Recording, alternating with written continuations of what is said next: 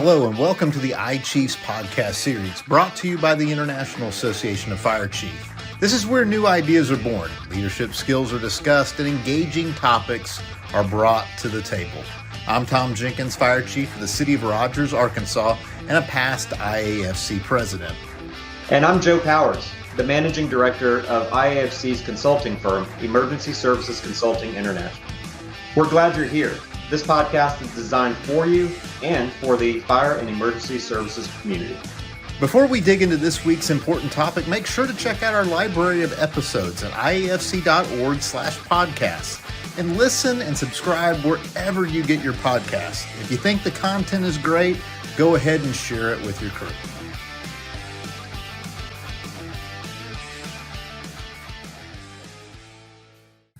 Well, welcome to the latest episode of our podcast series where we have an awesome guest, Candice McDonald, who, although she's not an astronaut, worked at NASA, a longtime government employee, a very recognizable face in the fire service, and just a wonderful human being who's trying to make our business safer and certainly in her current role with the National Volunteer Fire Council has a lot to offer us today. Dr. McDonald, can you tell us a little bit about your background and how you ended up at the National Volunteer Fire Council? Yeah, well, I first want to thank you both for having me today. It's always exciting to get together and connect with others. So I've been in the fire service for almost 2 decades as a volunteer firefighter, as a EMT. I actually started our township's EMS program. I'm also an inspector and a CE instructor. So the fire service is something that's near and dear to my heart. As a volunteer firefighter, I noticed that we were having a problem with recruitment and retention issues, and we needed resources. So I started to reach out, and I was looking for different places, and I stumbled across the National Volunteer Fire Council about 15 years ago when I reached out and said, hey, how can you help us? I got connected with them, and that just bloomed into a beautiful relationship. And from there, I've been very engaged with them over the years. And then when I did do my doctoral program, I actually did my dissertation on retention in the fire service. So as I was looking at making that transition from being a federal agent at NASA back into the civilian life, this opportunity came about, and it was just a perfect match. Yeah, that's awesome. I think that, from a doctoral standpoint, your dissertation kind of hits the nail on the head for so many of our volunteering combination leaders that are many of our listeners. So obviously volunteerism seems to be on the decline. I'm sure you can justify some of that, and many of our leaders are having a hard time, finding quality volunteers that can put in that time and commitment, and then keeping the folks that they've spent so much investment on training. Talk to us a little bit about what NVFC is doing to help with that. Yeah, so we know the value of the volunteer. Obviously, the volunteer firefighters save their communities almost $47 billion a year, which is really important for the small rural communities like mine, where we couldn't afford to have a career department. We don't even have a police department. We're just small communities. So the NVFC has recognized that there is a need. So one of the things that we've done is we have our Make Me a Firefighter program. And that is a fire and EMS recruitment campaign that was launched in 2015. And it's a free program for departments to use. And departments can actually utilize that program to, they enter it and they set up an account, and they're able to get all kinds of free marketing resources that are ready-made, where they can plug their name in and then put that out into their community. It provides print, social media, videos, all kinds of tools. But the other thing that it does, which is really cool, is that they can actually post their volunteer opportunities, both operational and non-operational opportunities, into the portal, and they can promote those within their communities, and anybody can apply through that portal. It actually will track those applications. So it's a free management system for your recruits, and it'll see that recruit all the way through and track that. And as we know, and we've heard from the fire administration, we know data is so important. So it allows you to track your data as you're recruiting, and those folks are coming through. So that's one program that we offer. We also have a ton of resources. We just released with FEMA a recruitment and retention guide, which was updated from our previous one, that offers all kinds of resources on tactics for recruitment and retention within your department. So we also have many online trainings that departments or individuals can get online and utilize through our online classroom. We also host webinars. And another really cool thing that we do is we have an annual training summit. And we've been able to offer a recruitment and retention piece to that, where volunteers from all over the country come together, and we just spend 2 great days talking about recruitment and retention issues and offering them tools to mitigate some of the issues that they're having with their community. And I always tell everybody, even though I did my dissertation on retention, that doesn't mean I'm the expert. But when we all come together, we can bring so much great content, and that we can learn from one another and some of those best practices. Well, I don't think there's any better topic, even as a career firefighter and a career fire chief, when you talk about recruitment and retention, that resonates with I think all of us today, because while the struggle is so different, we have a lot more in common now than what used to be categorized as a volunteer problem. So I think a lot of us understand that volunteerism's down, like Joe says, and we understand the crisis that maybe the whole business is in right now with getting good, interested people in the door, getting them trained and keeping them here. Do you have in your travels and in your research, not just the problem, do you have some examples of some departments or some instances where maybe it's regional or statewide where we're actually doing good, where there's things that we can emulate and learn from out there that might be able to move the needle? Because while I see even in the area that I live that most volunteer agencies are struggling, there are one or two that appear to thrive. And I wonder, like, what is that ingredient that they're doing? What do you think? Yeah, great question, Chief. And I love that, one thing that we know about recruitment retention is it's not just a volunteer issue.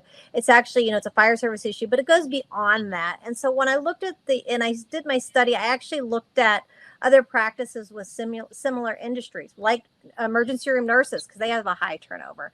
And then I went out and I actually studied successful fire departments and what they were doing, those ones that you were talking about.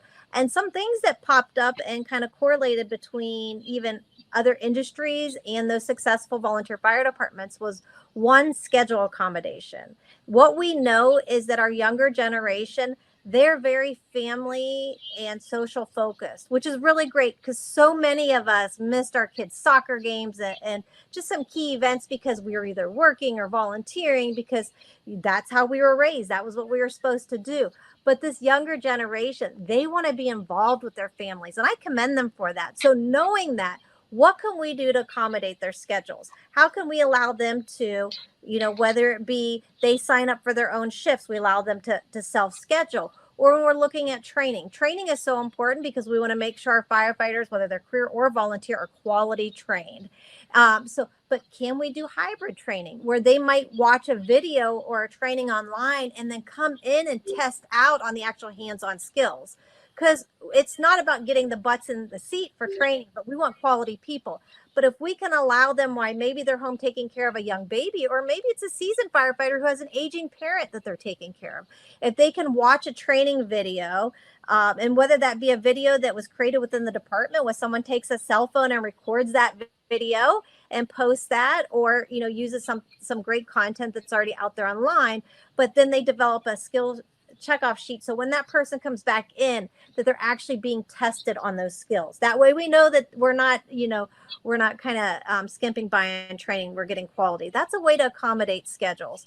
The other thing that we know is that we've got to start being a little more flexible too. And some of the other things that we do. So often in the volunteer fire service, we say, you have to be here on Monday night. It's our meeting night. And, but again, that forces our firefighters to pick between little Johnny's soccer game and the volunteer fire service. Or, maybe it's a mandatory meeting at a career department. On that Monday night, you have to be here. Why can't we do a hybrid approach? Can we record that meeting, have them come in and watch that at the fire department, and then sign off that they attended that? Because again, it's about getting that information there. It's not so much about getting people in there.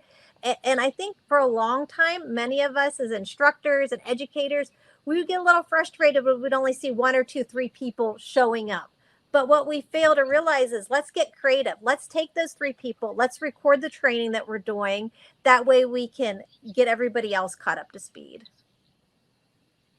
Yeah, it's awesome. One of the things that you said is it's not just a volunteer issue. And I think that there's so much more that, from a background as a volunteer way before I was a career firefighter, and then coming up through the career ranks, you realize that many of the things that we face as the fire service is being faced as a fire service as a whole, right? Mm-hmm.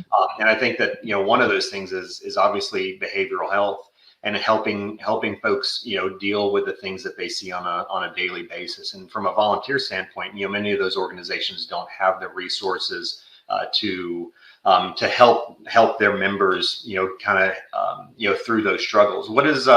What's your organization doing to help with mental health? And that's a great point. And actually, mental health issues was one of the themes that popped up in my dissertation. We've got to support our folks with the behavioral health. So what the National Volunteer Fire Council is doing, because again, we realize that unlike our career friends and family, they have some great EAP programs. And our volunteer folks, they don't have that within their department. So what we did is we actually started a mini EAP program. And it's called the NVFC First Responder Helpline. And what's really cool about this helpline is that it's not just for the volunteers, but it's also for their family members, because we know that sometimes the family members struggle as well. And we want to keep everybody healthy. So this helpline, it's something that folks can call, whether, they're having, maybe it's just a stressful time. They need some advice on dealing with an aging parent, or they're having issues with their kids, or maybe a financial situation, whatever that might be. They can call this helpline 24/7, and they're going to link them up to, just like an EAP program, 5 counseling sessions, and then connect them with that care going forward. So that's something that we're offering, and it is for our members, but we never turn a volunteer away. So let's say a volunteer needs that and they get on our site and they're not a member, and our membership is only $21 a year. So it's not that much, but if they recall, we would never turn them away. It is, it's open for everybody. The other thing that we have implemented is, because we know that dealing with behavioral health is something new to a lot of fire chiefs and a lot of organizations. They're not sure where to go. And let's face it, we are very unique in some of the traumas that we face, and not every behavioral health professional is the right person to deal with us. I've heard many horror stories where people have gone to talk to a therapist, and the therapist's eyes are like this big when they start to share about a traumatic call. And we're like, okay, we've just traumatized our therapist. We don't need to go back. So what we've done is we've developed a directory of approved providers that we know are experienced in dealing with first responders.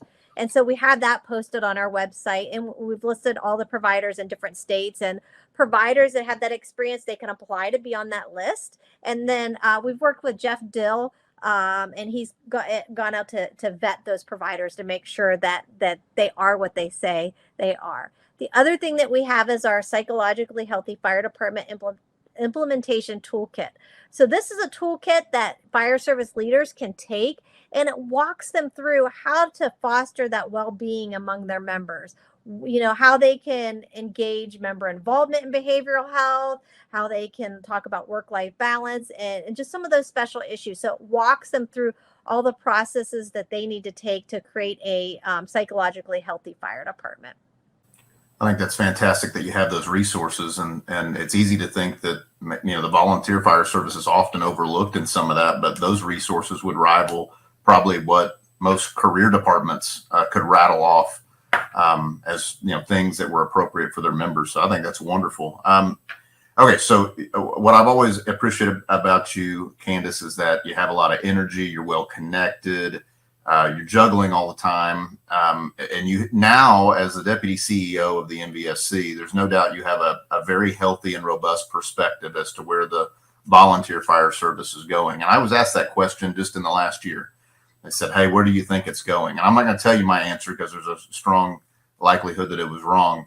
But I want to know that I want to know that response from you with your perspective. In 10 years and 20 years, what does the volunteer fire service look like in this country, in your opinion?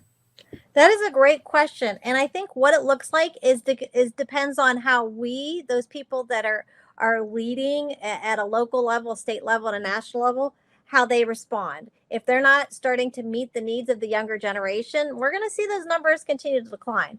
But what we know, if we look at research, is that we know that our younger generations are very eager to volunteer in their communities. And so we just got to get more creative on how we can meet their needs and get them introduced to the fire service. And again, it might be we need to take on more volunteers so that they're doing a little less time commitment to be able to meet their needs, like family needs, social needs, work needs, and things like that. So I see that as something that we need to really focus on, as looking to the future is, what does our culture look like? Are we changing to meet the needs? Are we just trying to dig our heels in and staying the same and getting frustrated when nothing changes? The other thing that I think that I really see this, and I really hope that this happens, and I've seen that in my own area, within my own region, is that I see the volunteer fire service. If we promote it right, it is a great pipeline into the career fire service. Like, we see so many young kids, if we can get them in our junior programs and they get them involved while they're in college. I mean, this is a great way to prepare them to go into the career fire service. And I've watched that there's a great fire department in New Jersey that recruits students from Rutgers. They're in the volunteer fire department. They're going to Rutgers. And then a lot of them will go off and join the fire service, but they want to still stay true and be connected to their volunteer fire service. And Joe, I heard you mention that you were in the volunteer fire service. So many career firefighters started in the volunteer fire service. And so I think it's good that so often we see this kind of this friction with some people between, volunteer and career, but hey, we can be a pathway to help feed those career departments. And what I'm seeing is a lot of career firefighters, when they retire, they're not sure what they want to do with themselves. They kind of feel displaced. Well, we would love to have them come back and serve with us. So I think that we could start as that feeder, that apprenticeship program, so to speak, and get folks trained and get them some experience, and they can go to, and take those jobs, whether it be career EMS or, we see a lot of volunteers that they get so excited about EMS, they end up being nurses. My husband is a perfect example of that. He started out as a paramedic, firefighter too, volunteer within our department. Now he runs a hospital, an emergency room in Cleveland, Ohio. So, he's a perfect example of that pipeline of what the volunteer fire service can do. So I think we need to think about that. And I know our young kids, when you talk to them, a lot of them, they don't want student loans. And so they're very aware of that conversation that's taking place. A lot of volunteer fire departments, they will provide that free training. Here in Ohio, our volunteers are trained to Fire 1 and Fire 2, the majority of them. So they're already prepared to go into the career fire service. They've got that step up, and they didn't have to pay to go and get that. So I think that if we look at it from that way, and we continue to work together, and that we can continue to see the volunteer fire service thrive, and again, be a platform, to push people towards careers, whether it be in the fire service or in the healthcare. And even for me, I was in the social work world when I joined the fire service. I fell in love with it, and that kind of led to, a job in emergency management at NASA, because of that volunteer fire service experience, and then into law enforcement as a federal agent, which is a whole other story. But again, it all started because of the fire service. So I think that's what we need to think about, is how can we work together and sell the fire service as a training program? Yeah, I think you hit the nail on the head. I think that the spirit of working together will bring the fire service much farther down the road, and to create a sustainable industry for us, requires us all to work together. So many of our members are career fire chiefs and career leaders, combination leaders and volunteer leaders. How do they get involved and take part of that spirit of working together? Because you talked about some great mental health resources, some great retention resources. what is that next step for our members or our listeners to move forward and start to become involved and work together? Yeah, so all of the resources that I mentioned are free, and they can be found at nvfc.org. They can, be downloaded. They can reach out to me. The other thing that I always suggest people is look at what other states are doing. Look at who's doing things right. And again, I'm going to recognize my state, Ohio, and I feel I can do this because I just heard that my state fire marshal got an award while he was at the U.S. Fire Administration. One of the really cool things that they did in Ohio was they developed these listening sessions where the fire marshal went out and sat down with all the fire chiefs and said, what are the issues and how can we help you? How can we work together? And I think that we don't always do that with our people. We don't say, whether it be our firefighters on the front line or if we're looking from a state down to a local level, we don't say, how can we help you be successful? What do you need for us to work together? So I challenge every fire chief, whether they be career or volunteer, just to sit down with your people and say, what can I do to help you be successful and continue your membership within this department? What do you need from us that we're not giving you? Well, we've been talking to Dr. Candice McDonald, the Deputy CEO with the National Volunteer Fire Council today. So, Candice, thank you so much for joining Joe and I and letting us pepper you with questions. But most importantly, thank you for what you're doing for our nation's volunteer. Not just volunteer, our nation's fire service. You've always been somebody that, puts your money where your mouth is, and you put a lot of energy into a business that requires involved people. So thank you so much for being with us today.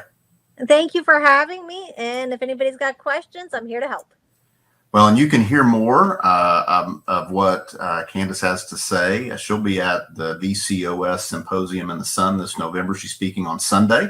So a fine example of organizations working together is the Volunteer and Combination Officers section of the International Association of Fire Chiefs, working with the National Volunteer Fire Council, learning from each other.